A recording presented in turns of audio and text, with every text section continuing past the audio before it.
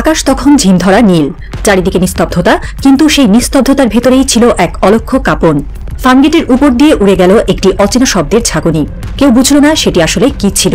ঢাকার আকাশ কাঁপিয়ে দিয়েছিল যে শব্দ, সেটি হয়তো ছিল কোনো যুদ্ধ বিমানের মহড়া, হয়তোবা মিয়ানমারের জান্তা সরকারের ছোড়া সতর্কবার্তা, অথবা হয়তো কিছুই না, শুধু আমাদের আতঙ্কিত কল্পনার ফিসফাস।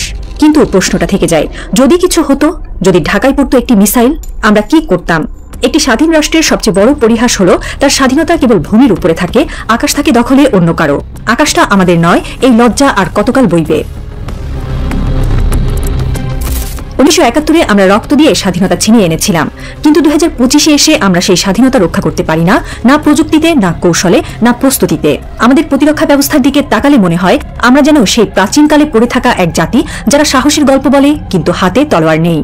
কয়েকটি পুরনো চাইনিজ FM-90 মিসাইল, দু একটি মিগ ফাইটার যেগুলো ওড়ে কিন্তু যুদ্ধের মুখে টিকবে না, আর আছে কিছু সাহসী মানুষ, পাল্টা হামলার স্বপ্ন চোখে নিয়েই তারা মরে যেতে পারে, কিন্তু প্রতিরোধ গড়ে তোলা তাদের পক্ষে সম্ভব নয়। এই কি সেই জাতি যারা একদিন পাকিস্তানের আধিপত্য ভেঙে দিয়েছিল? এক সময়ের তৃতীয় পারমাণবিক শক্তিধর দেশ ছিল ইউক্রেন। তারা বিশ্বাস করেছিল বিশ্বের শক্তিধর রাষ্ট্রগুলো তাদের নিরাপত্তা দেবে, তাই পারমাণবিক বোমা ছেড়ে দিয়েছিল তারা। এরপর কি ঘটল আমরা জানি। রুশ ট্যাঙ্ক যখন কিয়েভের রাস্তায় গর্জে উঠল, তখন পশ্চিমা প্রতিশ্রুতি ছিল কেবল এক বোবার সান্ত্বনা। নিরাপত্তা চুক্তির পাতাগুলো উড়ে গেল কামানের ধোঁয়ার ভেতর। কোন যুক্তরাষ্ট্র, কোন জাতিসংঘ তাদের রক্ষা করতে পারেনি। সেই ইউক্রেনের ভুল কি বাংলাদেশও করছে? বিশ্বাসের নামে আত্মসমর্পণ। যখন অন্য দেশগুলো মহাকাশে বেস চালায়, কৃত্রিম উপগ্রহ পাঠায়, তখন আমাদের বিজ্ঞানীরা 2 মাসের বেতন পান না। যারা রকেট বানাতে পারতেন তারা এখন কানাডা, জার্মানির ল্যাবে চুপচাপ গবেষণা করেন। বাংলাদেশের নাম বললে কনফারেন্সের দাওয়াত কমে যায় বলে চুপ থাকেন। একটা সময় বাংলাদেশে এমন সব প্রতিভাবান তরুণ ছিলেন যারা কেবল মেধা দিয়েই বিশ্বে তাক লাগাতে পারতেন, কিন্তু আমরা তাদের সম্মান না দিয়ে বিদেশে পাঠিয়ে দিয়েছি। আজ তারা কাজ করেন নাসার ভেতরে, SpaceX-এ কিংবা চীনের বিশ্ববিদ্যালয়ে। তারা রকেট ইঞ্জিনিয়ারিং শেখায়, অথচ তাদের নিজের দেশ আজও প্যারাসুট মডেলে ড্রোন চালাতে শেখেনি। বাংলাদেশের প্রতিরক্ষা প্রযুক্তিতে আজও নেই কার্যকর ড্রোন প্রোগ্রাম, নেই হাইপারসনিক মিসাইল প্রকল্প, নেই ইলেকট্রনিক ওয়ারফেয়ার সিস্টেম। আছে শুধু ফাইল ঘোরানো, সেমিনারে যাওয়ার সরকারি ফটো সেশন, যেখানে দেশকে উপস্থাপন করেন এমন মানুষ যারা AI শব্দের ফুল ফর্মও জানেন না। একটি দেশের আত্মমর্যাদা তখনই নষ্ট হয় যখন মেধা নয়, বরং আনুগত্য হয় পদোন্নতির মাপকাঠি। মেধাবীদের কবর আমরা নিজেদের হাতেই খুঁড়ছি। আকাশ ফাঁকা হয়ে থাকাটা যেন তারই প্রতীক। বাংলাদেশের সীমান্ত ঘেঁষে দাঁড়িয়ে আছে এক অস্থির প্রতিবেশী মিয়ানমার। রাশিয়া থেকে আনা সুখোই যুদ্ধবিমান, দূরপাল্লার মিসাইল, বিদ্রোহীদের দমন করতে গিয়ে এখন তারা এতটাই বেপরোয়া যে ভুল করেও যদি কোনো মিসাইল ঢাকার দিকে ছড়ে, আমাদের প্রতিরোধ কোথায়? রাখাইন রাজ্যের ওপারে পুড়ছে গ্রাম, উড়ছে ড্রোন। এই আগুন যে কোনো সময় বাংলাদেশের সীমান্ত ছুঁয়ে যেতে পারে, কিন্তু আমাদের সীমান্ত জুড়ে নেই আধুনিক রাডার কাভারেজ, নেই অটো রেসপন্স সিস্টেম। শত্রুরা যদি ছদ্মবেশে ঢুকে পড়ে, আমাদের হাতে তখন থাকবে শুধু তড়িঘড়ি বিবৃতি। ভারতের দিকে তাকালেই বোঝা যায় তারা আকাশে আধিপত্য কায়েম করতে কেমন প্রস্তুত। রাফায়েল, তেজস, ব্যারাক, ব্রহ্মস সব মিলিয়ে তারা এখন একটি পূর্ণাঙ্গ আকাশ প্রতিরক্ষা বলয় গড়ে তুলেছে। শুধু তাই নয়, তারা স্পেস ডিফেন্স, স্যাটেলাইট ভিউ ও সাইবার ওয়ারফেয়ারে বড় অগ্রগতি করেছে। আমরা কি করেছি? কিছু অল্প সংখ্যক ট্রেনিং মিশন, কয়েকটি উচ্চ শ্রেণীর আমলাকে বিদেশে পাঠানো। তাতেই কি রক্ষা হবে জাতি? ইরানকে দেখো, 20 বছরের বেশি সময় ধরে তারা বিশ্ব থেকে বিচ্ছিন্ন, নিষেধাজ্ঞায় জর্জরিত। তবুও তারা ড্রোন বানিয়েছে, ক্ষেপণাস্ত্র বানিয়েছে, স্যাটেলাইট উৎক্ষেপণ করেছে। তাদের কোনো বিশ্বাসঘাতকতা থামাতে পারেনি, কারণ তারা প্রতিরক্ষা মানে কেবল যুদ্ধ না, আত্মরক্ষা জানে। ইরানের প্রযুক্তি তৈরি হয় ঘরের ভেতর।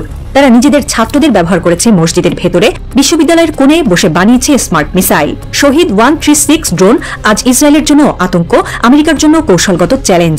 তাদের আকাশ তাদের নিজেদের, আর আমাদের। একদিন যদি আমাদের কোনো বন্দর ধ্বংস হয়, কোনো ঘাঁটি আগুনে ঝলসে যায়, আমরা কি শুধুই বিবৃতি দেব? আমরা কি পারি না নিষেধাজ্ঞা ছাড়াও আত্মনির্ভর হতে? প্রতিরক্ষা একটি জাতির আত্মরক্ষার সাধনা, কিন্তু বাংলাদেশের প্রতিরক্ষা মানে হয়ে গেছে শুধু স্যালুট, মার্চ পাস্ট আর রঙিন বিজ্ঞাপন। এই দেশে এখনও প্রকৌশল বিশ্ববিদ্যালয়ের ছাত্ররা জানে না কিভাবে কাজ করে একটি ইলেকট্রনিক যুদ্ধ ব্যবস্থা। সামরিক বাহিনীর অনেক কর্মকর্তা প্রযুক্তির সঙ্গে পরিচিত না থেকেও নীতি নির্ধারক। আমলাতন্ত্র এমন এক ছায়ার চাদর ফেলেছে যেখানে প্রকৌশলীরা জায়গা পান না, উদ্ভাবকেরা মুখ লুকান।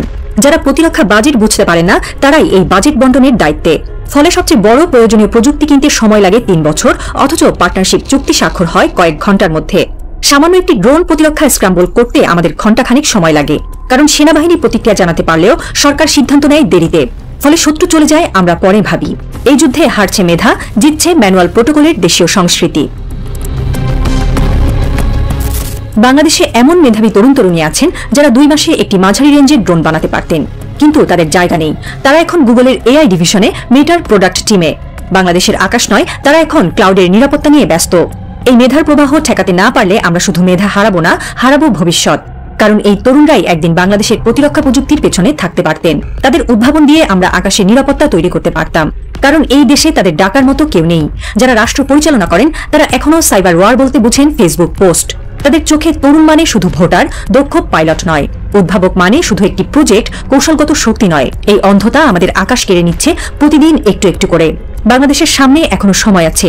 হয় আমরা ঘুম থেকে জেগে উঠি, প্রতিরক্ষা ও প্রযুক্তিকে নতুন করে নির্মাণ করি, নয়তো একদিন স্বাধীনতা থাকবে কাগজে, পতাকা থাকবে মাটিতে, কিন্তু আকাশ থাকবে অন্য কারো দখলে। আমরা কি ভবিষ্যৎ প্রজন্মকে শুধুই শহীদ মিনার দেখিয়ে বলবো এখানে যুদ্ধ হয়েছিল, এখন আমরা শুধু মনে করি?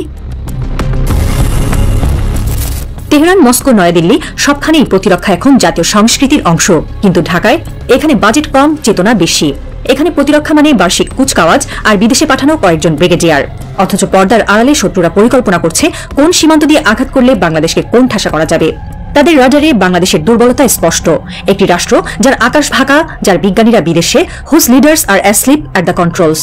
এবং এখানেই শেষ হয় না গল্প, বরং এখানেই শুরু হয় এক অজানা অধ্যায়। কারণ কেউ কেউ হয়তো চুপচাপ লিখছে সেই গোপন নথি, বাংলাদেশ কিভাবে পাল্টে দিতে পারে খেলাটা। কুয়াশার আড়ালে এখনো কেউ কেউ হয়তো স্বপ্ন দেখে আকাশ আবার আমাদের হবে।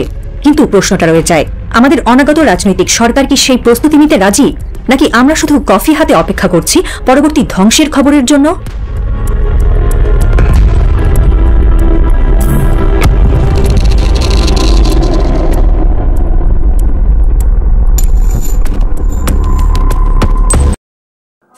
তো প্রিয় দর্শক, আপনাদের মূল্যবান মতামতটি অবশ্যই কমেন্ট করে জানাবেন।